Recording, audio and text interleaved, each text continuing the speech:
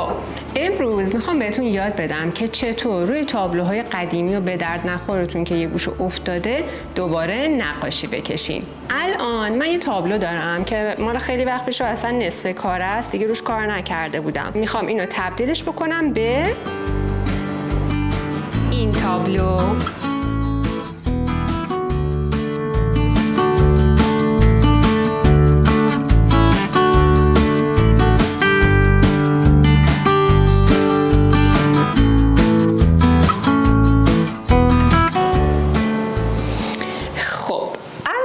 که من میکنم در مورد تابلوهایی که سالها اون پشت مشتا بوده و پر گرد و خاک و کثیفیه، با یه دستمال خشک گرد و خاک رو از روی سطح تابلوم پاک میکنم.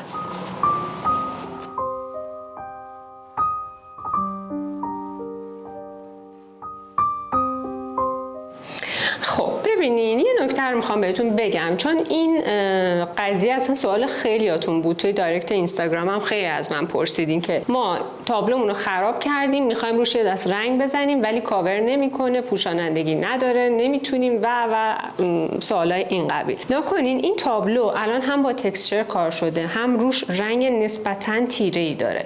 مسلماً من الان اگه بخوام یه دست رنگ سفید روش بزنم اصلا پوشانندگی نداره و تمام این طرح و نقش ها از زیرش خودش رو نشون میده.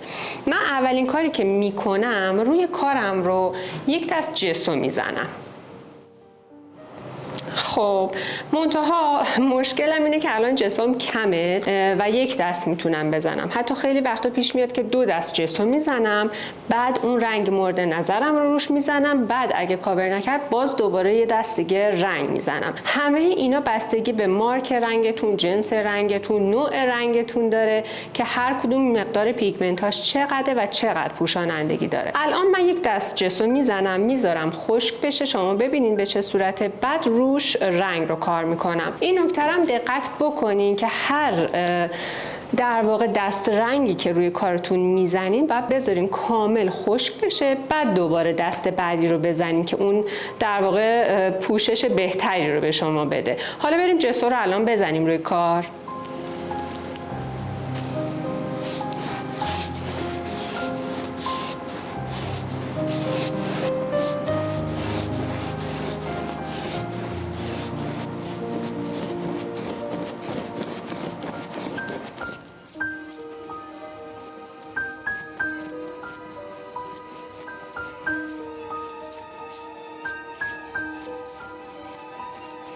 خب ببینین تا اینجا من دست اول رو زدم، همچنان میبینین طرح زیری خودش رو نشون میده. تازه میگم من جسم چون کم بود یکم مجبور شدم توی آب بزنم و رقیق تر کار کنم. اگه غلیظ تر کار بکنی خب کاورش بیشتر، پوشانندگیش در واقع بیشتر میشه. توی مرحله بعد میخوام حالا رنگ سفیدم رو روش بزنم. یه مقدار دیگه جسو داخل ظرف باقی مونده، جسو رو با رنگ سفید قاطی میکنم و بعد از اینکه دست اول خوش شد بعد اونو روش اجرا میکنم. اینم از دست دوم همینطور که میبینین خیلی طرح بیشتر پوشیده شد اون طرحی که زیر بود و دوباره میذارم که این دست کامل خشک بشه. بعد دیگه اون رنگ نهایی که میخوام به عنوان رنگ زمین روی کارم اجرا بکنم رو روش میزنم. پس میخوام اینو بهتون بگم که اینطوری نیستش که شما یه نقاشی رو بخواین در واقع کاور بکنین و با یه دست این اتفاق بیفته. واقعا باید چندین دست روش کار بشه تا اون نقاشی که اون زیر بوده قشنگ بتونه یک دست رنگ بیاد روش و دیگه آماده بشه برای نقاشی بعدیتون. یه نکته دیگر هم بگم، اونم این که حالا من چون الان این کارم روش تکسچر کار شده بود، با رنگ میخواستم که این پروسه رو انجام بدم. شما اگر که مثلا یه نقاشی دارین که سطح صافی داره، من خیلی وقتا این کارو میکنم که با مواد تکسچر این کارو میکنم، با میکروسمنت یا تکسچر سرامیک رو کل کارم رو یک دست میزنم، یا روی اون با رنگ کار میکنم یا اینکه روش جسو میزنم بعد با رنگ کار میکنم. در هر صورت تکسچر خیلی زودتر و بهتر شما رو به اون نتیجه نهایی پرپوشش میرسونه. بعد میتونین اون وقتی که هر رنگی خواستین روش اجرا کنین. بریم برای بعدیش.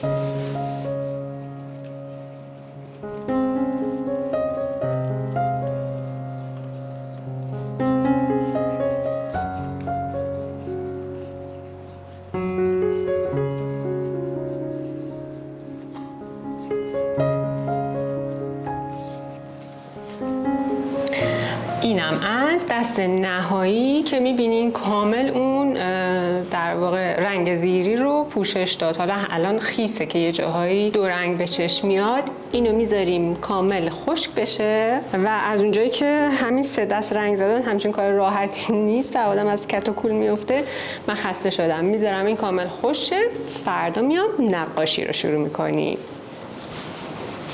خب امروز فردای دیروزه. من دوباره برگشتم آتلیه، رفتم حسابی استراحت کردم و برگشتم که بریم سراغ بقیه کار. فقط تنها کاری که کردم طرحم رو روی بوم منتقل کردم. طرحی که میخواستم بکشم این طرح بود.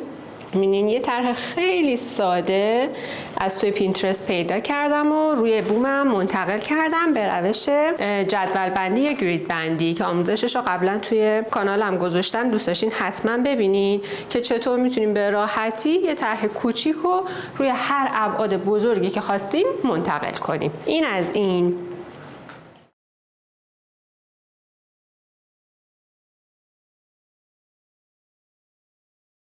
رنگام هم ساختم، یعنی ساختم که یه رنگمو ساختم، رنگ پوستمو که آموزش اینم براتون گذاشتم که چطور میتونین رنگ پوست بسازین. دیگه چیزهایی که من آموزششون رو توی کانال گذاشتم دوباره توی هر ویدیو تکرار نمی‌کنم که دیگه حوصله بقیه دوستان سر نره. اینم از این.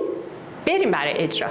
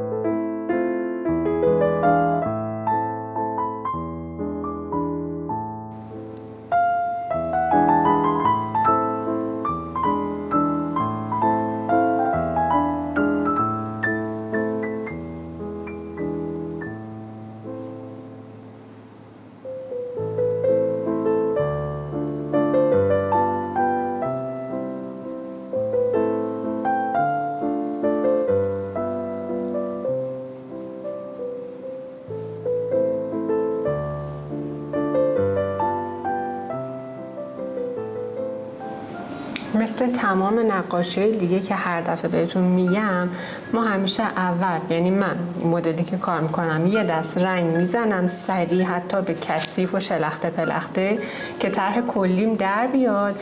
بعد دست دوم رو شروع میکنم با رنگ‌های درست و پخته تر روش کار میکنم که کار کاملا اون شکل اصلیش رو بگیره.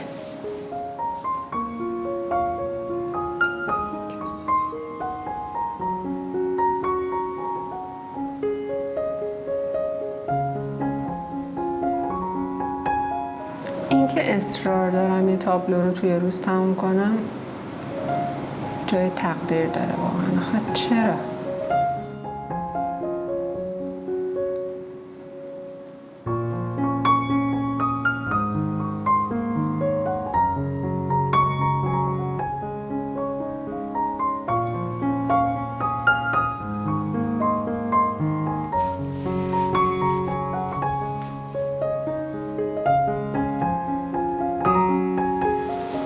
شبیه تیم بایر مونیخ آرژانتین.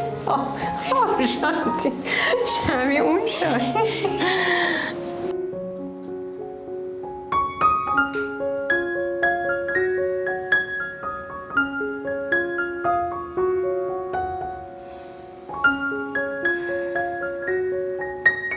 رنگا اینجوری هن.